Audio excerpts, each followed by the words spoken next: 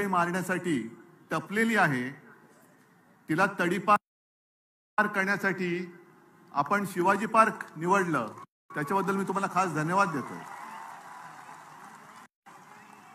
खरं पाहिलं तर हा एक फुगा आहे, भाजपा एक फुगा आहे. आणि मला वाईट एका गोष्टीचं वाटतं की या फुग्यामध्ये हवा भरण्याचं काम आम्हीच केलं होतं. संपूर्ण देशात त्यांचे 2 खासदार होते, त्या फुग्यामध्ये आम्ही हवा भरली आणि त्यांच्या आता डोक्यामध्ये हवा गेली. काय त्यांची स्वप्न. मला सुद्धा विचारतात तुमच्या किती सीट्स येतील. त्यांना विचारलं ते म्हणतात 400 पार. काय फर्निचरचं दुकान आहे? काय खुर्च्या बनवताय म्हणजे काय 400 पार म्हणजे काय फर्निचरचं दुकान काढताय? पण ही लढाई तुम्ही पाहिला असाल, आज देशभरातून सगळ्या राज्यातून महत्वाचे नेते इथे आलेत. आणि आपल्याला असं वाटत असेल की ही परिस्थिती केवळ महाराष्ट्रामध्ये आहे, तसं नाहीये. काश्मीर पासून कन्याकुमारी पर्यंत ही परिस्थिती सगळी सारखीच आहे.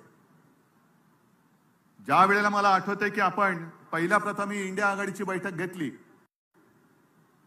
तेव्हा मोदीजींनी सांगितलं होतं ही विरोधी पक्षांची बैठक आहे.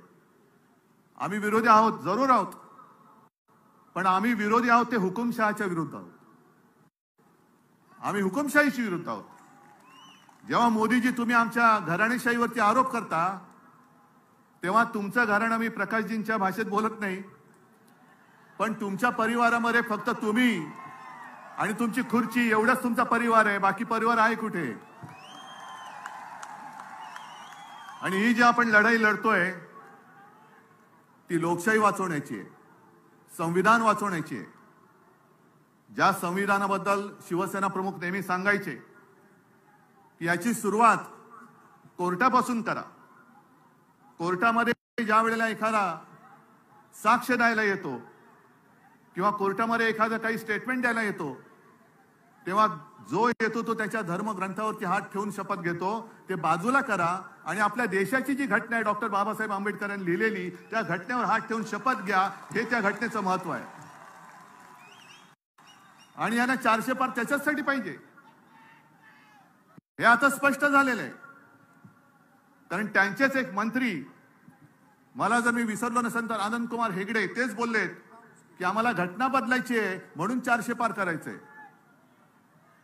तुम्ही किती जण बातम्या वाचता मला कल्पना नाही, पण काल मी एक लोकसत्तामध्ये बातमी वाचली, रशियामध्ये निवडणुका चालल्यात. पुतिन आणि त्यांच्या विरोधात कोण आहे? कोणीच नाहीये. कारण जे विरोधक होते एक तर तुरुंगात आहेत आणि बहुतेक सगळे देशाबाहेर त्यांनी तडीपार करून टाकलेले आहेत. लढायलाच कोणी नाहीये. पण दाखवतात कसं, मी बाबा लोकशाही मानतो, बघा मी निवडणूक घेतली, मला कोण समोर उभंच नाहीये तर मी काय करू? ही अशी सगळी परिस्थिती पाहिल्यानंतर आज आपल्या समोर एक वेळ येऊन ठेपलेली आहे, जे मी नेहमी सांगतो की देश हाच माझा धर्म, आणि देश वाचला तर आम्ही वाचू.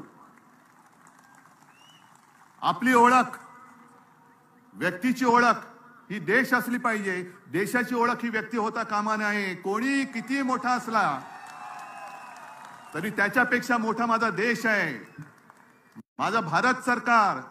आणि हे जे आता जाहिरात करतायत मोदी सरकार, म्हणजे तुमच्या डोक्यामध्ये काय माझ्या देशाचं नाव बदलण्याचं स्वप्न आहे?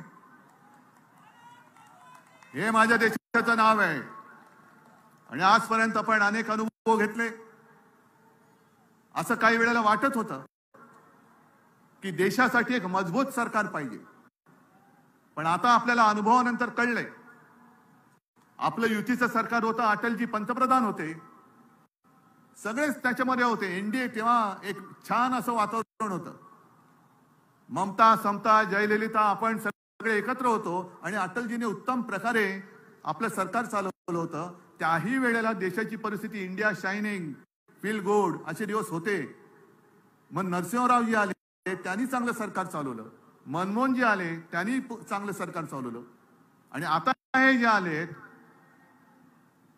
14 पासून एका पक्षाचं सरकार आहे, 14 नंतर 19, 19 नंतर 24, आणि आता ते सांगतात की विरोधी पक्ष 29 मध्ये अडकलाय, पण मी 2047 ची गोष्ट करतोय.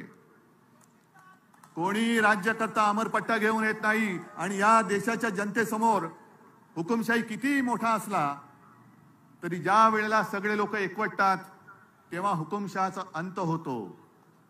आजच वेळ आलेली आहे. आणि हा शिवछत्रपतींचा महाराष्ट्र आहे.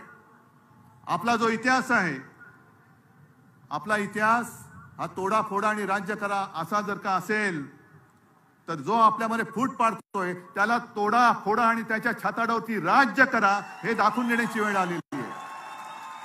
आणि जसं तेजस्वीजी तुम्ही एक नारा दिला तसा मी पण एक नारा हल्ली देतोय सगळीकडे. कारण ते जे म्हणतात आपकी बार, मी म्हणतो आपकी बार भाजपा. आणि त्याची सुरुवात ही आजपासून झालेली आहे. आणि मला खात्री आहे शिवतीर्थावरून जेव्हा रणशिंग फुंकलं जातं, हातामध्ये मशाल घेऊन रणशिंग आपल्याला महाराष्ट्रामध्ये फुकायचं आहे.